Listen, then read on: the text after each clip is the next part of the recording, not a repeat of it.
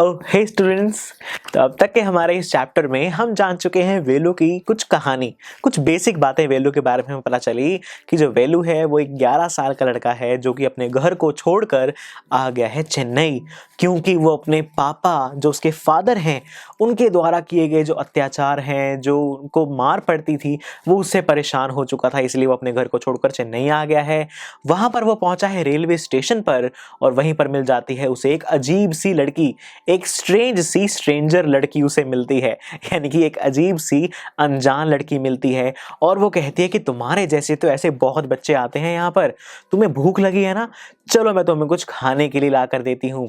और वो चलने लगती है और जो वेलू है वो अपने दिमाग में सोचता है कि अरे इसे लगता है कि यहाँ पर सब कुछ पता है, इस जगह के बारे में ये सब कुछ जानती है, चलो मैं भी इसका पीछा करता हूँ और देखता हूँ कि मुझे कहाँ पर लेकर जाती है। तो अब मज़ा आने वाला है हमारे सेकंड पार्ट में, क्योंकि हम इसमें जानेंगे कि आखिर ये जो स्ट्रेंजर है क्या ये उसकी मदद सच में करने वाली है या फिर ये उसके लिए एक मुसीबत साबित होगी। आइए सेकंड पार्ट को पढ़कर इसे जानते हैं। सो सेकंड पार्ट से पहले भी हमें कुछ पॉइंटर्स गिवन हैं, उन्हें पढ़ लेते हैं। Velu follows his friend through the crowded streets to a big building.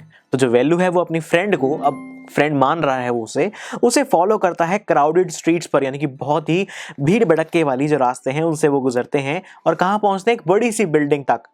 Behind the building there is a big garbage bin. Building की जो बड़ी सी बिल्डिंग है उसके पीछे एक बड़ा सा गार्बेज बिन रखा हुआ है। अब गार्बेज बिन क्या कर रहा है यहाँ पे? Velu wonders why they are there at all. वो भी सोच रहा है हमारी तरह कि गार्बेज बिन के पास ही क्यों लेकर आई है मुझे, यहां पर क्या है। चलिए पढ़ते हैं सेकंड पार्ट को, जिसका नाम है स्ट्रगल फॉर फूड, और जानते हैं कि ये जो वेलू है इसके जो स्ट्रगल फॉर फूड है, यानी कि ये जो फूड के लिए स्ट्रगल करने वाला है, वो सही साबित होता है या फिर ये अपने आप को किसी मुसीबत में पाएगा इन द एंड। देखते हैं। He caught up with the girl as she was leaving the station. तो जब लड़की जा रही थी स्टेशन से तो वो उसके पीछे पीछे चलने लग गया। When they got to the road, Velu found that vehicles kept coming and never stopped for anyone. जब वो रोड तक पहुंचे तो उसने देखा भाई व्हीकल्स आई जा रहे हैं, आते जा रहे हैं, आते जा रहे हैं, रुक ही नहीं रहे किसी के लिए भी, रोड क्रॉस कैसे किया जाए। Smoke and dust flew at him from all sides, making his head spin. तो क्या हुआ, हर जगह से धुआं मिट्टी उसके ऊपर आई जा रहा है, जिसकी वजह से उसके सिर में हेडेक होने लग गया, सिर घूमने लगा उसका। They had to wait for a long time before they could find a gap to run through. तो उनको काफी देर वेट करना पड़ा ताकि उन्हें थोड़ी बहुत जगह मिले जिससे वो भाग कर जा सकें। Velu kept hesitating and the girl finally dragged him to the other side. तो वेलू तो डर रहा था, इतने सारे भीड़ में से, इतने ट्रैफिक में से कैसे निकलूं, लेकिन जो लड़की है उसे खींच कर दूसरी साइड लेकर चली गई। What do you think you are doing? Grazing cows? If you stand around in the middle of the road like that, you'll be chutney. तो क्या कह रही है ये, मजाक कर रही है। देखिए उसके साथ क्या कहती है, कहती है उसे तुम क्या कर रहे हो, यहाँ पर गायें चराने के लिए खड़े हो क्या? रोड के बीच में ऐसे खड़े हो जाओगे ना तो चटनी बनाकर निकल जाएंगे तुम्हारे लोग। ठीक है, उसके साथ ऐसे मजाक में बोलती है, थोड़ा सा डांटती भी है। Right. Velu's heart was still beating fast. वो वेलू तो अभी भी बेचारा बहुत डरा हुआ था, दिल बहुत जोर से धड़क रहा था उसका। He looked back at the central station and the traffic speeding by. वो पीछे मुड़कर देख रहा था कि अरे ये सेंट्रल स्टेशन और कैसे लोग स्पीड से निकलते जा रहे हैं। How had they managed to come through that? उसको अभी तक ये समझ नहीं आ रहा था कि इतने ट्रैफिक में से हम आखिर निकल कर आए कैसे हैं। They walked along the side of the road under some huge signal boards. तो वो बड़े बड़े सिग्नल बोर्ड्स के नीचे रोड के साइड से गुजर रहे थे। साइन बोर्ड्स हैं यहाँ पर, तो साइन बोर्ड्स हैं यानी कि कुछ कुछ लिखा हुआ है उन बोर्ड्स के ऊपर जिनके नीचे से वो गुजर रहे हैं। Velu looked up at the pictures. उसने ऊपर की तरफ पिक्चर्स की तरफ देखा तो क्या था वहाँ, banians, car tyres, pens, a woman holding a box, तो बड़े सारी चीजें वहाँ लगी हुई थी। The writing was all in English. सारी की सारी राइटिंग इंग्लिश में लिखी गई थी। So he didn't know what it meant, यानी कि उसे समझ नहीं आया कि क्या लिखा हुआ है। इसका मतलब वेलू इंग्लिश पढ़ना नहीं जानता, ज़्यादा कुछ पढ़ा लिखा या तो नहीं होगा या फिर कुछ, क्योंकि वो 11 साल का है तो हो सकता है कि उसे इंग्लिश पढ़नी ना आती हो, उसके स्कूल में अभी ज़्यादा इतनी डेवलपमेंट ना हुई हो इंग्लिश में। Right. The girl turn on to a wide bridge and walked up. तो वो जो गर्ल है वो एक बड़े से ब्रिज की तरफ मुड़ी और चलने लगी ऊपर की तरफ। Velu stopped and peeped over the railing. Velu वहां रुका और उसने पीप्ड ओवर द रेलिंग, मतलब जो रेलिंग लगी हुई थी ताकि लोग नीचे ना गिर जाएं, एक बाउंड्री लगी हुई थी, वहां से वो झांक रहा है। पीप्ड, पीप का मतलब झांकना। क्या देख रहा है वहां पे? Under him the road ran into the city, और जो उसके नीचे से रोड जा रही थी उसने वहां से झांक कर देखा कि वो रोड सिटी के अंदर जा रही है। In the distance he could see huge buildings and towers and more roads, और थोड़ी ही दूरी पर उसे काफी सारी बड़ी बड़ी बिल्डिंग्स, टावर्स और रोड्स दिखाई दे रही थी। See that big building with the walls around it, तुम्हें वो बिल्डिंग दिखाई दे रही है जिसके चारों तरफ दीवारें बनी हुई हैं? If you are not careful you will soon be counting bars there, said the girl. Girl कहती है कि अगर तुम केयरफुल नहीं रहे ना, जल्दी ही वहां पर बार्स गिनते नजर आओगे। बार्स गिनते नजर आओगे, इसका मतलब तुम्हें जेल हो जाएगी। You will be behind the bars, और फिर उन बार्स को गिनते रहना वहां अंदर की कितनी है। The girl grinned and pointed at a huge building, और ये सब उसने कहा एक बड़ी सी बिल्डिंग की तरफ पॉइंट करते हुए। वेलू squinted and read the Tamil sign Central Jail। Velu squinted का मतलब उसने अपनी आंखें ऐसे छोटी छोटी करी और पढ़ने लगा। उस बिल्डिंग के ऊपर एक बोर्ड लगा हुआ था जहां पर लिखा था सेंट्रल जेल, जो कि लिखा हुआ था तमिल में। यानी कि तमिल तो पढ़ लेता है ये वेलू, इंग्लिश नहीं पढ़ पाता। Why? I haven't done anything wrong। वेलू कहता है क्यों, मैं क्यों जाऊंगा भाई जेल में, मैंने तो कुछ गलत नहीं किया है। You don't have to do anything, just don't get caught, that's all। बस तुम्हें कुछ गलत करने की कुछ जरूरत नहीं है, बस पकड़े मत जाना, कोई दिक्कत नहीं है उसके बाद, ठीक है। What does she mean? Velu wondered। वेलू सोचने लगा मतलब क्या है इसका, भाई जेल में तो वही जाता है जिसने कुछ क्राइम किया हो, मैं तो कुछ गलत नहीं कर रहा। Meanwhile the girl was already heading down the bridge with a sack on her shoulder। और इतने में ही जब ये सोच रहा था तो गर्ल तो अपना चलती जा रही थी, ब्रिज के नीचे उतर गई वो अपना वो शोल्डर पर उठाकर, राइट। तो इसके बाद कहा गया है What was in it? क्या था उसके अंदर? He had seen her putting plastic cups into that on the station। उसने देखा था कि वो तो अपने प्लास्टिक कप्स डाल रही थी अपने सैक में। और क्या है इसके सैक में? What are you carrying in that bag? Finally उसने उससे पूछ ही लिया, भाई बैग में, इस सैक में क्या लेकर जा रही हो? Things, bottles, paper. तो उसने बड़े कैजुअली कहा कुछ चीजें हैं, बॉटल्स हैं, पेपर है। वेलू wondered what she was doing with them, but he felt shy to ask any more questions। तो उसने सोचा कि अरे क्या करेगी ये बॉटल्स का, पेपर्स का, पता नहीं, लेकिन उसको शर्म आ गई कि चलो और क्वेश्चंस में इससे नहीं पूछता। It was still morning, but the sun blasted down on the tower and Velu's bare feet burnt। तो क्या हो रहा है वहां पर? अभी तो सुबह का ही समय था, लेकिन जो सूरज है उसकी बहुत तेज रोशनी, बहुत हीट पड़ रही थी रोड के ऊपर, और जो रोड का टार है जिससे रोड बनी हुई होती है ब्लैक कलर का मटेरियल से, वो बहुत जल रहा था, जिसकी वजह से वेलू के जो पैर थे, जो नंगे पैर, बेयर फीट थे, वो जल रहे थे। It was not like walking on a mud road. उसके गांव में तो मड की रोड थी, मिट्टी वाली रोड थी, राइट। वो काफी ठंडी होती हैं, वो इतनी गर्म नहीं होती, ठीक है। लेकिन ये तो रोड थी जो कि बहुत गर्म हो चुकी थी। He was soaked with sweat। वो पसीने से भीग चुका था, गीला हो चुका था।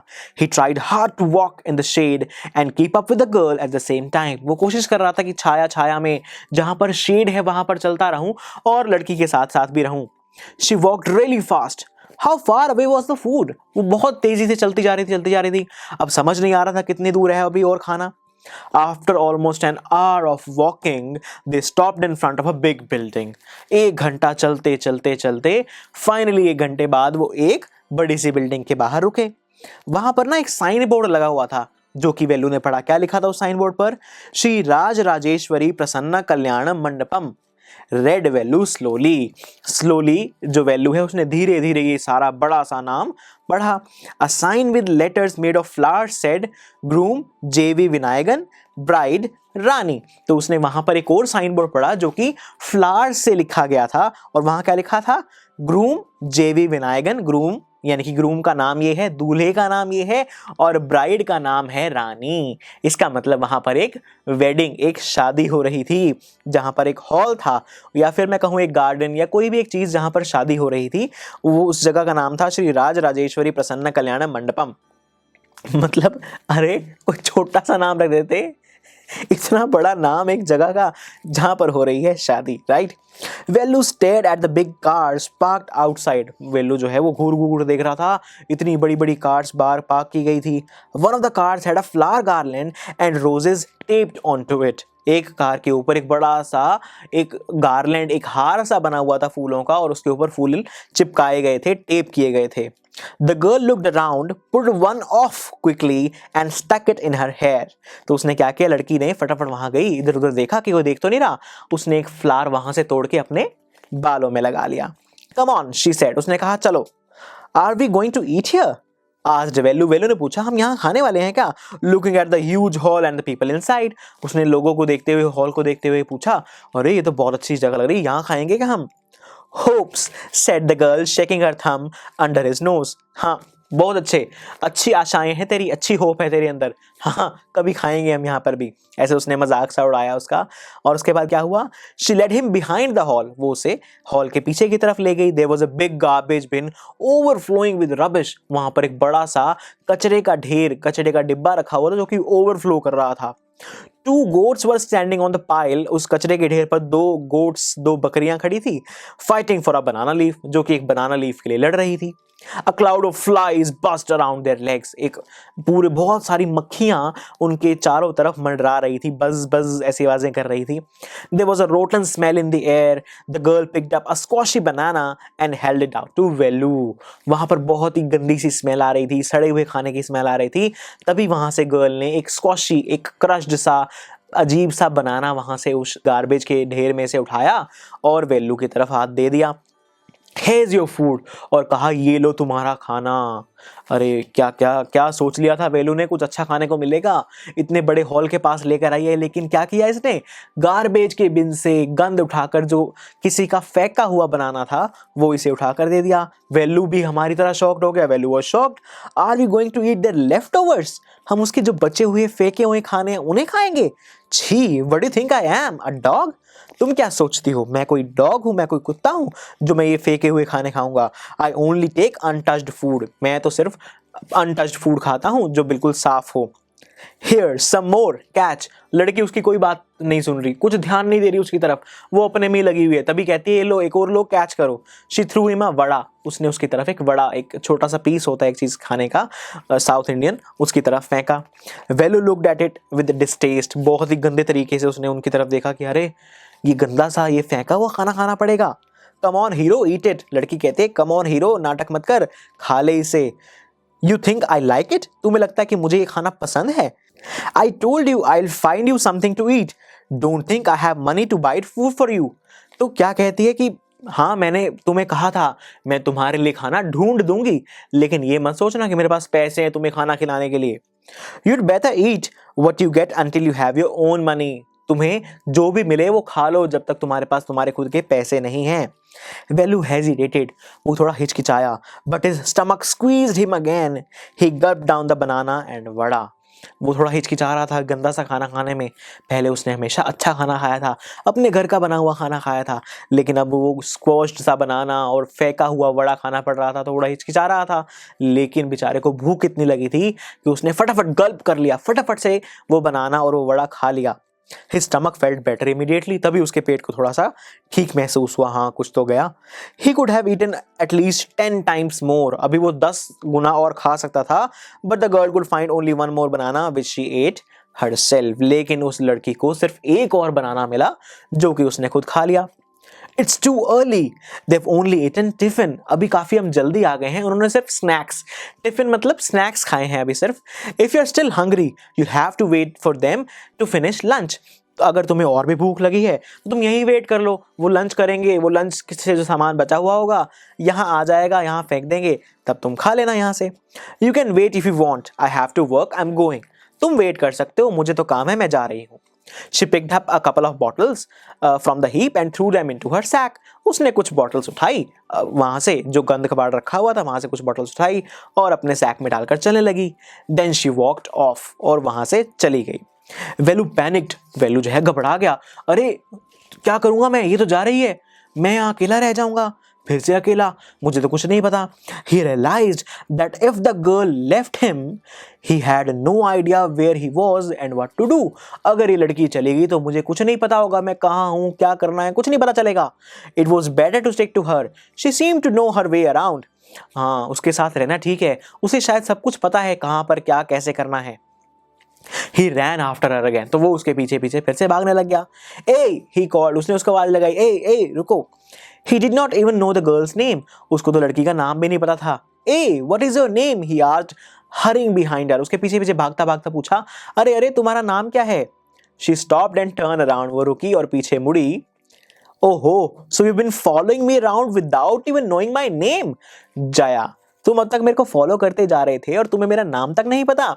मेरा नाम है जया। तो फाइनली जो स्ट्रेंजर है, जो अजीब सी लड़की है, उसका नाम हमें पता चल गया, उसका नाम है Jaya. I am not following you. Velu कहता है कि नहीं नहीं, मैं तुम्हें फॉलो थोड़ी कर रहा हूँ। What then, who got you food? क्या कर रहे हो तुम फिर? तुम्हें खाना किसने दिया, बताना जरा। Can I come with you? Where are you going? Velu पूछता है तुम कहाँ जा रही हो, मैं तुम्हारे साथ आ जाऊं? Come if you want, this bag is full, I have to go home to get another one. आ जाओ, तुम्हारा मन है तो आ जाओ, मुझे कोई दिक्कत नहीं है। मेरा ये जो बैग है ये फुल हो चुका है, मुझे एक नया लेने घर जाना है। तुमने चलना है तो तुम भी मेरे साथ चल सकते हो, राइट। और यहाँ पर हमारा एंड हो जाता है पार्ट 2 इस चैप्टर का। यानी कि अभी तक वेलू आ गया है चेन्नई में, उसको मिली है एक स्ट्रेंजर लड़की जिसका नाम है जया। और ये जो जया है, जो वेलू को मिली है, जो स्ट्रेंजर है वेलू के लिए, ये एक अच्छी लड़की अभी तक तो साबित हो रही है। अभी तक तो इसने वेलू की हेल्प करी है उसे खाना दिलवाने में। चाहे वो खाना कैसे भी था, लेकिन खाना तो था, राइट। तो उसका जो पेट है वो थोड़ा सा तो सही हुआ, तो उसे खाना मिल चुका है वेलू को अब, और वो उस लड़की को फर्दर अब फॉलो कर रहा है। तो फाइनली वेलू को थोड़ी सी दिमाग में अक्कल आ गई। पहले तो वो बिना कोई प्लान किए चेन्नई आ गया। देखिए सबसे बड़ी बात, कुछ प्लानिंग तो करके निकलो ना भाई। घर से भाग रहे हो तो कुछ सोचो तो सही, कहाँ जाऊंगा, कैसे करूंगा। कुछ सोचा नहीं, घर से भाग आया। बड़ा ही कुछ दिमाग नहीं लगाया उसने, राइट।